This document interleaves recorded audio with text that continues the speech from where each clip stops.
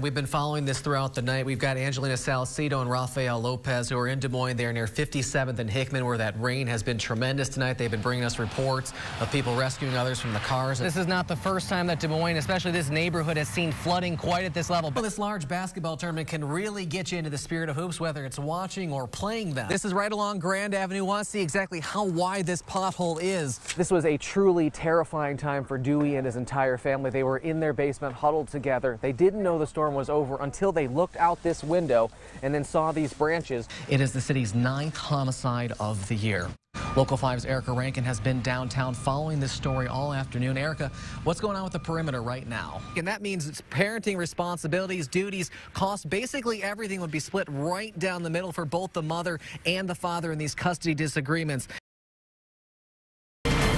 Welcome to Local 5 News, home of WeAreIowa.com. I'm Jacob Peklo. Bryn Carmen has the night off. Well, we are following the Cyclones' road to the championship. Cyclone fans are celebrating tonight after a terrific run through the Big 12 tournament. They aced 3 tough games in a row to get themselves an automatic berth into the NCAAs. Local 5 Sports Director John Schaefer joining us live from Kansas City tonight. John, fans, they got to be pretty pumped, huh? All right, John, thank you. We're just getting started here with our coverage of the Cyclones' big win tonight. There are still several closures for portions of Interstate 29 and 680. There has already been 1 death in Fremont County after the man drove through the barriers and couldn't make it through the water. He later died at the hospital. Just a reminder that the barriers and the road closed signs are there for a reason. We are Iowa's most accurate weather forecast. Brandon, you've been watching the flooding, but tonight you're also keeping an eye on, don't even want to say it, rain and snow again. Well, flooding has also impacted Dallas County's land-based 911 services. In Adel, they are feeling it already at the Sheriff's Communications Center. At this time, all land-based 911 services are being redirected to another 911 center.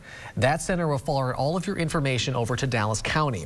You can use the number on your screen to report both emergencies and non-emergencies.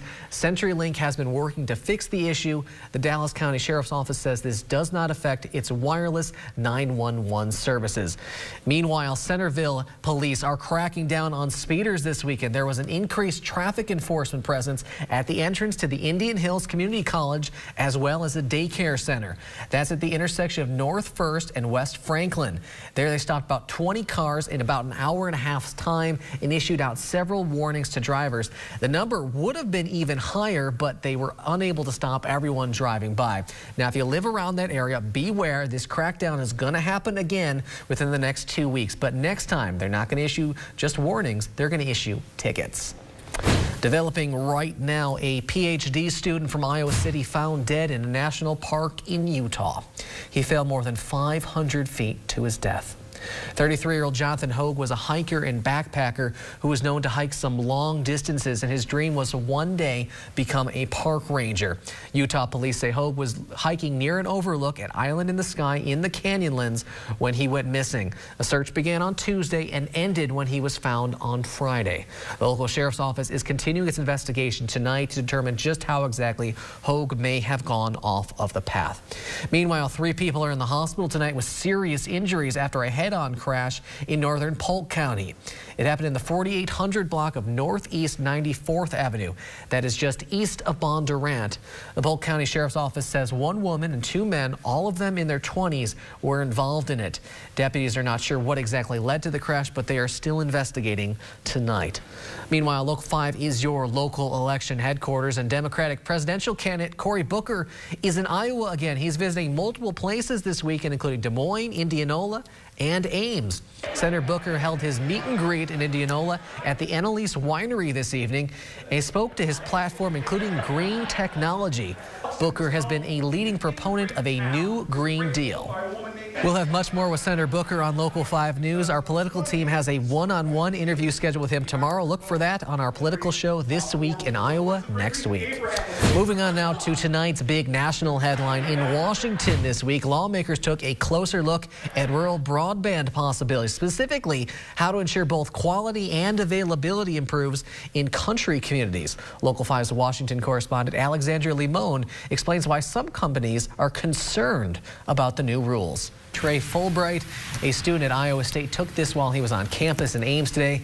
Just when you think it's done, winter finds a way to remind us it's not over until it's over, Brandon. Yeah, it's, you know, a little bit annoying to say the least. Been waiting for a long time to have a weekend that was really, really good. Today started that way. The rain maybe upset that a little bit, but still, all in all, very good. I would still call today a win for a lot of folks. I mean, most of it came after the sun set, so, you know, if you were outdoors this evening, maybe, you know, kind of a hamper, but otherwise pretty good. Otherwise pretty good. Yeah, thanks, Brandon.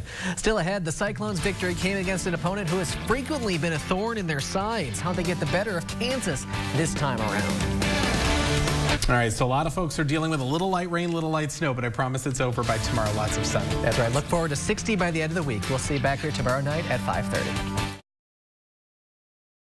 I think everyone's having a hard time getting a gauge on the Hawkeyes, and that's been the case all year long. Yeah, we don't really know exactly who and what they are. They sometimes look like a top 10 program. Experts say exercise is important, diet matters even more. So I know it does. I don't know how Harvard was like filming me while I was sleeping or something, but they must have known exactly what my routine was. We were just talking about cake and the temptations of having it and starting the new year on the right foot.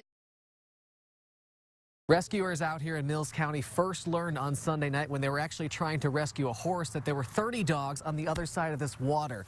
The only way to get to them right now is by boat.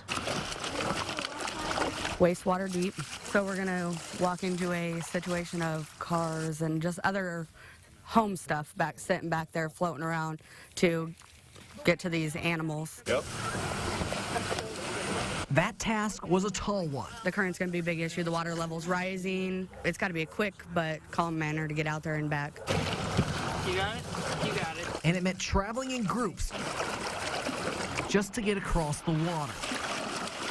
We need to move them out to safety and get them vetted, get them warm, get them food, and then we'll go from there. It looks like they're still on dry land.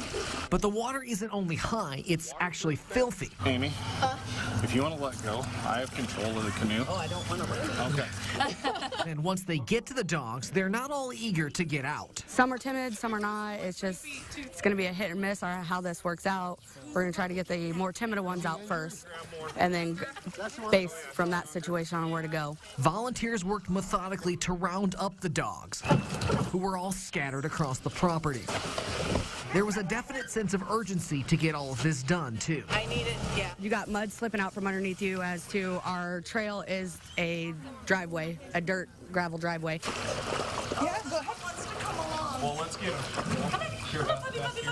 And they're glad, though, they put in the time that they did. Even a few hours delay could have had a tragic difference. Go in there? I think there's no. Come on. There we go. Some of them already are hypothermic. They're lethargic, and I don't believe they would have made it 24 more hours.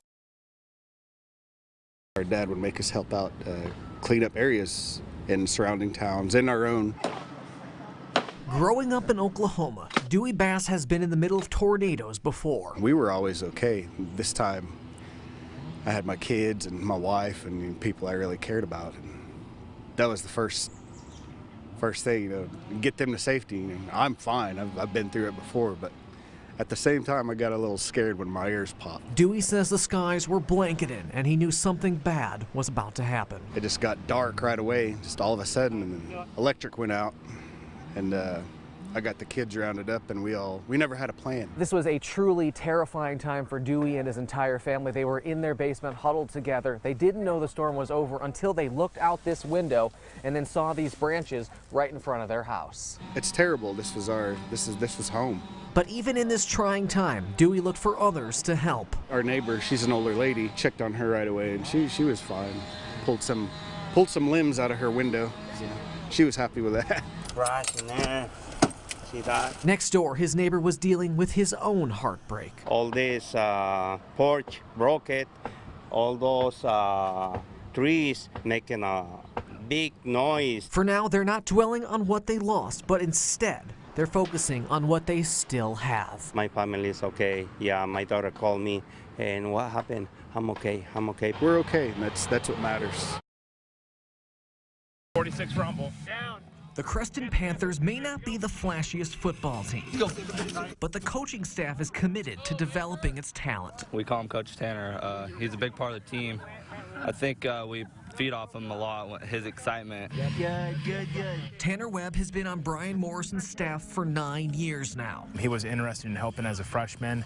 That's when he started, and like he said, he was a manager with us for a couple years, and then once he graduated high school, we gave him more responsibility as a coach. And now Tanner is a certified coach and has grown into a critical cog for the staff. It's fun. It's something that I always was hoping was a possibility. How he sees the field helps everyone refine their skills. He's always focusing on technique and stuff like that, and that's really big for us because a lot of football games are won by techniques. You get to see a lot of the kids grow and kind of reach their full potential, at least athletically, has been something that I've really enjoyed. Tanner has cerebral palsy and used to walk when he was younger, but had his hips reconstructed in middle school. He's been in a wheelchair ever since. People look at him like, okay, he's in a wheelchair, he's not a coach. That's not true whatsoever. He brings so much to this team, a lot of energy, a lot of knowledge. Tanner helps break down plays on both sides of the football. He wants to learn the game. He is a student of the game of football. But defense is his specialty. He sees a lot of places where people need to go. We'll watch film and he'll be like, okay, you need to go there, you need to be there, you need to fill this gap. Through it all, Tanner embodies positivity. There you go. Nice play. The players love what he brings to the table. He's always just been positive. You know, every time we come off the sidelines, even if we had a bad drive, bad series, he's always staying positive, telling us keep our head in the game, stay with it, and we'll be fine. I can pick out things, I guess, small little details that, not that nobody else would see, but that I guess I have my own way of looking at it, I guess, I don't know. His work ethic, infectious. Run. I personally call him a family member of mine. And his story, an inspiration to others who may have a disability. Nothing is impossible if you can put your mind to it. I've been very fortunate to be surrounded with the people to give me an opportunity to do this stuff.